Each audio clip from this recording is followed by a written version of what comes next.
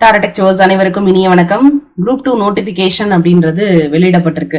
ஏன்னா நாங்க எழுதின குரூப் 4க்கே இன்னும் முடிவு கிடைக்கல, அதுக்குள்ள என்ன குரூப் 2 விட்டுருக்கீங்க அப்படின்னு கேட்டீங்கன்னா, அவங்களோட ஷெட்யூல் படி அவங்க கரெக்டா பண்றதாக இதை பண்ணிருக்காங்க. அந்த டேட்ல கரெக்டா விட்டுருக்காங்க. சரியா?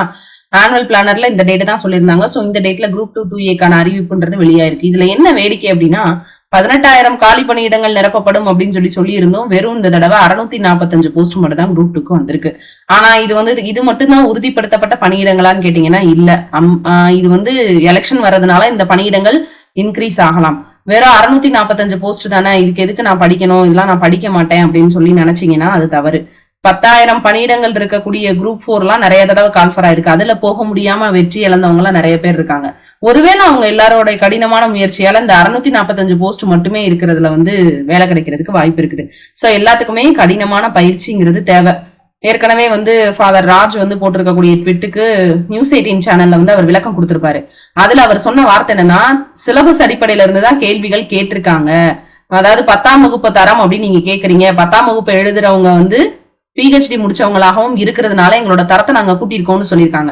யாருமே அவங்களோட போர்டை விட்டு கொடுக்க மாட்டாங்க. சோ அதை தான் பண்ணியிருக்கிறாரு. சோ அந்த வகை அது எல்லாமே நமக்கு தெரிஞ்சதுதான். இப்ப நமக்கு அடுத்த ஒரு பாத் அப்படின்றது ரெடியா இருக்கு. இதுக்கு ஒரு சைடு போராட்டங்கள், மெயில் இதெல்லாம் ஒரு சைடு போயிட்டு இருக்கு. ஒரு சைடு ப்ரிப்பரேஷனும் போகணும். அந்த கட்டாயத்துக்கு நம்மளை கொண்டு வந்துட்டாங்க.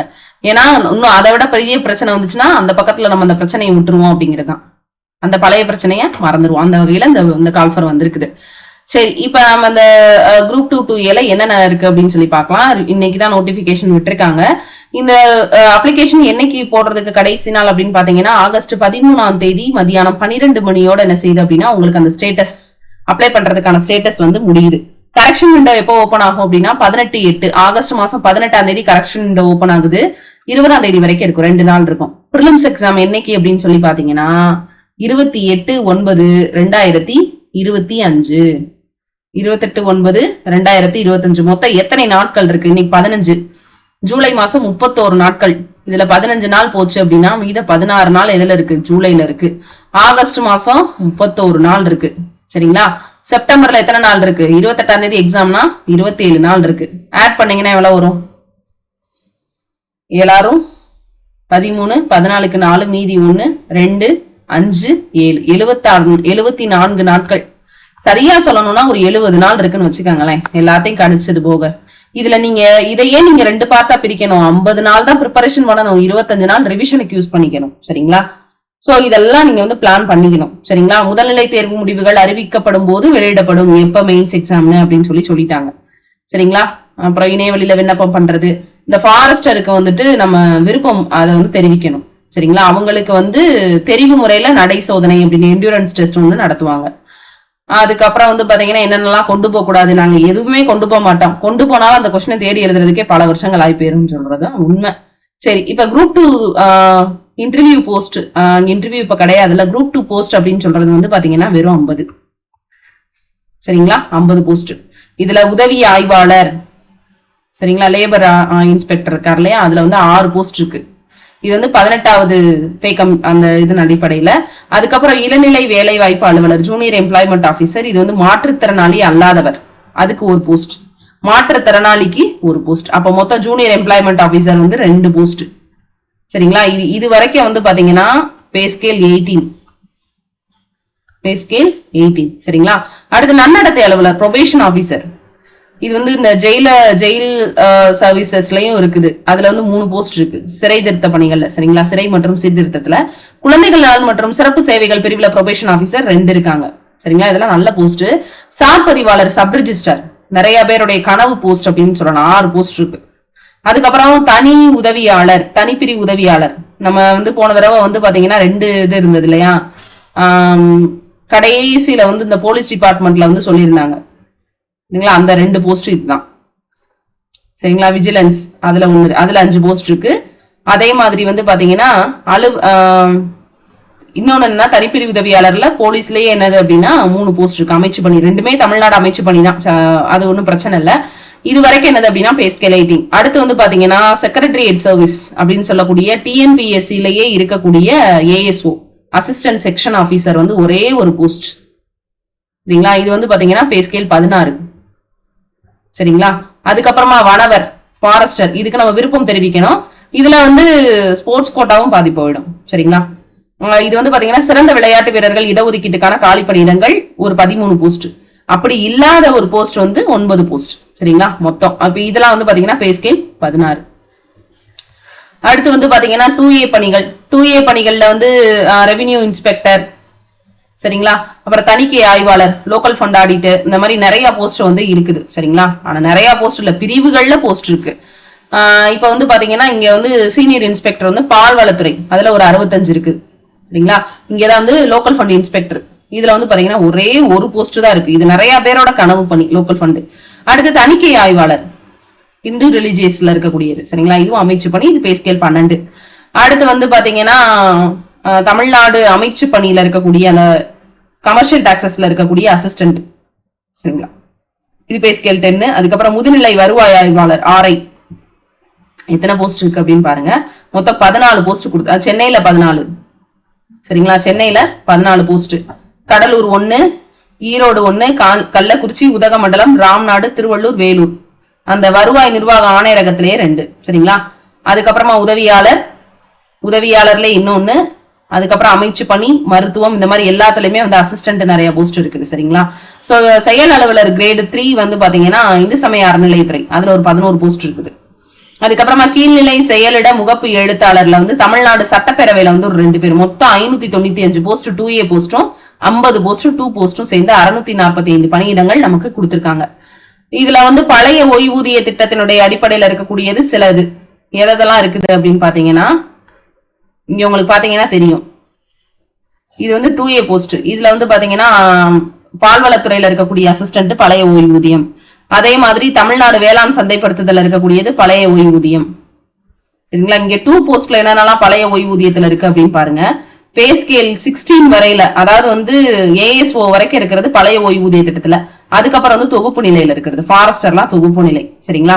அதெல்லாம் இங்க மென்ஷன் பண்ணிருக்காங்க. சோ அந்த மாதிரி எல்லாம் எனக்கு கரெக்டா வேணும் அப்படின்னு நினைச்சீங்கன்னா உங்களுடைய அந்த படிக்கக்கூடிய திறனை 3 மடங்கு இல்ல 6 மடங்கு நீங்க அதிகப்படுத்தி தான் ஆகணும். வயது வரம்பு அப்படின்னு சொல்லி கொடுத்திருக்காங்க.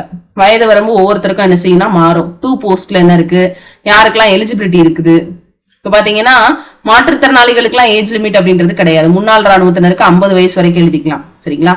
இப்ப வனவருக்கு வந்து நிறைய பேர் வந்து என்ன பண்ண மாட்டாங்க அப்படின்னா 37 அந்த மாதிரி தான் இருக்கும் சில இடங்கள்ல எல்லாம். இங்க பாத்தீங்கன்னா தெரியும், இந்த 2 வனவர் போஸ்டுமே பாருங்களேன், உச்ச வயது அப்படின்றது குறைந்தபட்ச வயது 20ல இருந்து 21. இது ரெண்டுக்குமே வனவருக்கு. சார்பதிவாளருக்கு 20, இது ரெண்டுக்கும் 21, வனவருக்கு 21. ப்ரொபேஷனரி ஆபீஸ்லாம் 42. சரிங்களா? உச்ச வயது 32, இதெல்லாம் இருக்குது. சரிங்களா? சோ மாற்றுத்திறனாளிகளுக்கு நிர்ணயிக்கப்பட்ட அந்த இடங்கள்ல மத்தவங்க பண்ண முடியாது. சோ அதெல்லாம் வந்து கவனிச்சுக்கணும். அதுக்கப்புறம் வந்து ஒவ்வொரு பதவி, அதுல எதெல்லாம் உச்சவரம்பு இருக்கு, எதெல்லாம் உச்சவரம்பு இல்லைங்க. நான் சொன்ன மாதிரி 37 வயது தான் வனவருக்கு, அதுக்கு மேல இருக்கக்கூடாது. சரிங்களா? அந்த மாதிரி எல்லாம் நிறைய விஷயங்கள் சொல்லியிருக்காங்க. அந்த ஏஜ் லிமிட் எல்லாம் பிக்ஸ் பண்ணி எனக்கு இந்த போஸ்ட் தான் பிக்ஸ் பண்ணிட்டு நீங்க படிக்க ஆரம்பிக்கலாம். சரிங்களா? அப்புறம் எல்லாத்துக்குமே டிகிரி, சில இடங்கள்ல வந்து சில விஷயங்களுக்கு அதிகப்படியான அவங்க சொல்லக்கூடிய ஸ்பெசிபிக் குவாலிஃபிகேஷன் அப்படிங்கிறது தேவைப்படும். சரிங்களா?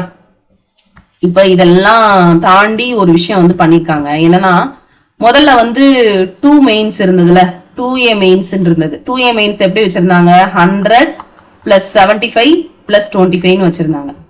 ஒரு நிமிஷம் நானே காட்டுறேன் உங்களுக்கு எப்படி இருந்தது அப்படின்னு பாத்தீங்கன்னா, இப்படி இருந்தது. தமிழ் மொழி தகுதித்தாள் தேர்வு கட்டாயம், அதை விட்டுருங்க. அது இல்லாம இந்த இருக்குல்ல தாள் 2 2A மெயின்ஸ்ல, அது எப்படி இருந்துச்சுன்னா 100 + 75 + 25, 100 வந்து தமிழ், 75 வந்து GS, 25 வந்து ரீசனிங் மேக்ஸ் அப்படின்னு சேர்ந்து வச்சிருந்தாங்க. எப்படி ப்ரிலிம்ஸ்ல இருக்கோ அதே மாதிரிதான் 2Aல வச்சிருந்தாங்க. இப்ப அதை சேஞ்ச் பண்ணிருக்காங்க. என்னன்னா ஏற்கனவே நீங்க எலிஜிபிலிட்டிக்கு 100 கொஸ்டின் வைக்கிறீல்ல, பிறகு இங்கே வேற தனியா நீ தமிழ் வைக்கிறேன்னு 150 GS ஆக்கிட்டாங்க. பிளஸ் 50 என்னது அப்படின்னா பொது நுண்ணறிவு மற்றும் பகுத்தறிவு அப்படின்னு சொல்றாங்க. CBT based, computer based test. சரிங்களா? சோ அதுக்கப்புறம் வந்து பாத்தீங்கன்னா குறைந்தபட்ச தகுதி மதிப்பெண்கள் பேப்பர் 1ல வாங்கியிருந்த மாதிரி தான் பேப்பர் 2 வேலிடேஷனுக்கு எடுத்துக்குவாங்க. சரிங்களா? அந்த மாதிரி எல்லா விஷயங்களும் இதுல சொல்லியிருக்காங்க. இந்த பாடத்திட்டத்தை பார்க்கும் போதுதான் எல்லாருக்கும் கொஞ்சம் பயம் வருது. இதெல்லாம் நீங்க வந்து சொல்லியிருந்தாலும் அந்த நேரங்கள்ல அப்படின்னு எடுத்துக்கும் போது அதை வந்து நீங்க ஃபாலோ பண்றீங்களா அப்படின்னு கேட்டீங்கன்னா அது ஒரு பெரிய கேள்விக்குறி. அப்படின்னு தான் சொல்லணும். ஏன்னா டிஎன்பிஎஸ்சி அதெல்லாம் என்ன செய்ய மாட்டாங்க, அந்த பாடத்திட்டம் 10ஆம் வகுப்பு தரம் அப்படின்னு சொல்லி கொடுத்துறாங்க. ஆனா 10ஆம் வகுப்பு தரத்துல இருந்து தான் கேள்வி எடுக்கிறாங்களா அப்படிங்கிறது ரொம்பவே ஒரு வேதனைக்குரிய விஷயமாக இருக்குது. நிறைய பேர் ஆனா ஒண்ணு பண்றாங்க, என்னன்னா இந்த சமயத்துல வந்து கடைசி நேரத்துல ஜெனரல் தமிழை விட்டுட்டு ஜெனரல் இங்கிலீஷ்குள்ள போறாங்க. சரிங்களா? அது வந்து நம்ம புதிய அறிமுகம் இல்லாத ஒரு பாதை நிறைய பேருக்கு. சோ இதெல்லாம் வந்து கொடுத்துட்டாங்க. இங்க என்ன கொடுத்துருக்காங்க அப்படின்னு பாத்தீங்கன்னா, இங்க பாருங்க, இங்க அந்த வார்த்தைகள் கொடுத்திருக்காங்களான்னு பாருங்களேன். மொழித்தாள், பொது ஆங்கிலம் அல்லது பொது தமிழ் 100 கேள்விகள். 10ஆம் வகுப்பு தரம்ன்ற வார்த்தை என்ன செஞ்சுட்டாங்க, எடுத்துட்டாங்க. நல்லா நோட் பண்ணணும். நீங்க கொஸ்டினோட சிலபஸோட ஒவ்வொரு வார்த்தையுமே நோட் பண்ணுங்க. எடுத்துட்டாங்க இல்லையா? எங்க 10ஆம் வகுப்பு தரம்னு கொடுத்திருக்காங்கன்னு பாருங்க. வாசித்தல், புரிந்து கொள்ளுதல், மொழிபெயர்ப்பு. இங்க பாத்தீங்கன்னா இது மட்டும்தான் 10ஆம் வகுப்பு வரையிலான புத்தகங்களை அடிப்படையாக கொண்டது. அழகு 7க்கு மட்டும்தான். அப்ப மீதி இருக்கிறதுலாம் என்ன கிடையாது. அவங்க நினைச்சா எங்க வேணாலும் கொஸ்டின் கேட்கலாம். இப்ப எப்படி படிக்கிறது எல்லாருக்குமே, இங்கிலீஷ் மீடியம் மாணவர்களுக்குமே இந்த தடவை வந்து குரூப் 4ல வந்து மாற்றுத்திறனாளிகளுக்கு ஆங்கிலம் இடம் பெற்றிருந்ததுமே ரொம்ப கடினமானதாக இருந்ததாக நிறைய கருத்துக்கள் வந்து வந்திருந்தது. சோ கடினம் அப்படின்றது எல்லாருக்குமே கடினம். இதுல 645 போஸ்ட் தான் இருக்கு. நான் படிக்க மாட்டேன் அப்படின்னு நினைச்சீங்கன்னா அது வந்து தவறு. இருக்கிற ஒரு போஸ்ட் தான் நம்ம எழுத போறோம். நமக்கு தேவை ஒரே ஒரு போஸ்ட். அந்த ஒரு போஸ்ட்டை மட்டும் நீங்க டார்கெட்டா வைங்க, வெற்றி உங்களை தேடி வரும். அதே மாதிரி நம்மளோட டாரட் அச்சீவர்ஸ்ல இருந்து ஒரு வாய்ப்பு என்ன அப்படின்னா, ஸ்டடி டுகெதர். ஒரு 50% வரைக்கும் நாங்க சொல்லியிருக்கோம். நல்லா படிக்கக்கூடிய, இதுல பெண்களுக்கு முன்னுரிமை உண்டு. இல்லத்தரசிகளுக்கு குறிப்பா சொல்லணும்னா முழு நேரமாக படிக்கக்கூடியவர்களுக்கு ப்ரிஃபரன்ஸ் கொடுத்து அவங்கள நம்ம தேர்ந்தெடுக்க போறோம்.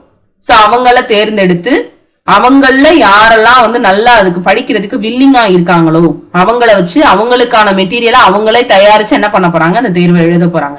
அதுக்கு நாங்க கைடன்ஸ் கொடுக்க போறோம். சரிங்களா? சோ அவங்கள வந்து நாங்க எங்க ஆப்ல ஆட் பண்ணிக்குவோம். இது ஃபுல் அண்ட் ஃபுல் ஃப்ரீ தான். சோ இதுக்கு வந்து வில்லிங்கா இருக்கக்கூடிய நபர்கள் வந்து என்ன செய்யுங்க அப்படின்னா, நம்ம அட்மினை நீங்க கான்டாக்ட் பண்ணலாம். சரிங்களா? உங்களுக்கு ஸ்கிரீன்ல தெரியுற நம்மளோட டாரட் அச்சீவர்ஸ் நம்பருக்கு நீங்க கான்டாக்ட் பண்ணலாம்.